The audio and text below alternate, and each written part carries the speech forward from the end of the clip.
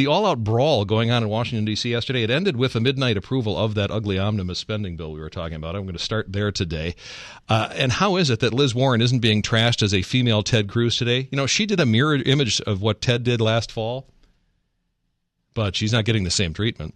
Also, the American media shelters people from the true brutality and the true nature of our enemies while portraying our people as the bad guys. It's just, we'll have more on that as well. A lot of late-night drama, and went throughout the day. The House did pass that larger long-term spending bill, and it goes through September of 2015, rather than passing just a short 3-month one and then really taking this up in more seriousness in spring or later in winter when senators took over, when the Republicans took over the Senate. This is what we were really angling for as conservatives at the very least. I mean, there were other things they could have done too, but instead they go with this long bill, and there was a lot of drama over the strident objections of the liberal left, even more so than the conservative right. We knew the conservative right wasn't going to go for this. We conservatives don't have to be happy about this omnibus bill passing, and most of us won't be, but this fight has turned out to have an added and unexpected benefit. It has ripped that rift between the White House and congressional members wide open. And it has also widened the gap between those two groups, the two predominant groups that are represented in this party in Congress right now, those sort of old school power brokers and the young and committed, the newer anyway to the office and committed uber progressives. Those were the elements at war yesterday. This rift has always existed in some form because of he's Obama. He's had no interest in really working with Congress or addressing their concerns so much as he just wanted to rubber stamp and he wanted to dictate to Pelosi and Reid and their members what it is they needed to do for him to move his agenda. So this conflict has been there, and some of us on the right have been talking about it. But the election losses ripped the wound wider. And what a treat. I mean, this budget battle of the last few days was sort of unexpected. It's torn it wide open. It's now a gash that's going to be very tough to heal or mend over the next 2 years before Obama leaves and as others run for office. A lot of these Democrats are just done with this arrogant fool, clearly.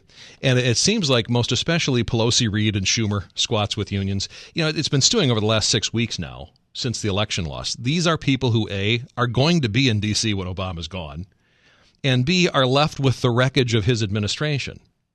They know, or they believe, he is the reason for their big election losses and the reason that when he walks away in January of 2016, he'll be walking over a battlefield strewn with rotten casualties. But these are casualties that he and his administration caused, they believe. However, they caused a lot of them themselves. This is how they see it. Pelosi, Reid, and Schumer, they're not going to do any soul searching and acknowledge their own failures, so they want to blame him. And apparently they're, especially Reid, but all of them are really, really bitter about Barack Obama and how he did and didn't help out during this last election, especially when, he should have been extra willing because he put us in this situation where we were defending all these seats. There's real bitterness there. Their failures are at least as large as Obama's, though. If he was commanding the troops, Pelosi, Reid, Schumer, the rest of them, they were painting the targets and calibrating the windage for the artillery, and boy, did they get it wrong. So we do have this budget deal. We do have to live with it for a year, but at least it had some side benefit. It passed the House 219 to 206. You had 67 Republicans that opposed it. The support came from 162 Republicans and 57 Democrats. It's a good sizable number of Democrats. 67 Republicans opposed it. I know you're going to want to know. Jim Sensenbrenner opposed it. The other Republicans in our congressional caucus voted for it. That would have been Ribble, Ryan, and I'm missing one in the middle of the state. At any rate, Sean Duffy. They voted in favor of it. And where it got ugly was when the White House stepped in to help Boehner find Democrat votes after Nancy Pelosi flip-flopped. She changed her mind and decided to oppose this and work against Boehner. For a couple of days, she was trying to work with him to get votes. Then squats with unions over in the Senate said, oh, no, this change to Dodd-Frank is way too objectionable to us liberals, and Nancy Pelosi not to be out-liberal. No one's going to out-liberal her. You're not going to out-extreme me. She then flip-flopped and then got with the program.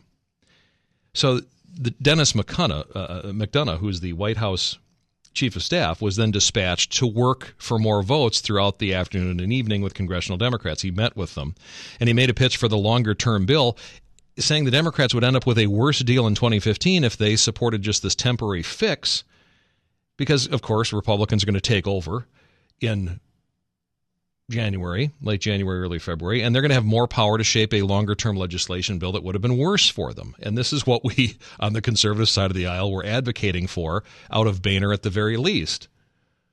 At the very least, just pass the short-term bill and then, really pass a Republican bill or a less odious bill in February, March. No, he wasn't going to do it. A lot of conservatives rejected this bill because it was a complete capitulation on any sort of changes to Obamacare. There are none. And it fully funds his executive amnesty. Complete capitulation on that. So it's a ridiculous bill that is not terribly appealing to anyone on the conservative side of the aisle. There are a couple of things in there that Republicans and conservatives do get, but nothing close to what was promised us in the way of how they were going to combat this. Very frustrating. There were a few better ways to tackle this, despite the protestations of Boehner and McConnell. The cleanest would have been pass a bill that funds all of government, but doesn't fund the executive amnesty, and then dare Obama to shut down government. Well, but the Republicans were going to get blamed for that. No, they weren't. Look at what's going on right now. The media over the last week has honestly covered the rifts and the turmoil within the Democrats on the Democrat side of the aisle. They've honestly bashed Feinstein and Obama for the fact that they came up with a ridiculous report on CIA interrogation.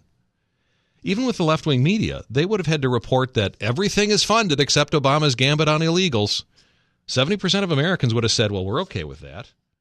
That's because Democrats are more concerned about protecting the rights and freedoms of Islamic extremists who are trying to kill us than protecting American lives from the information seized from them.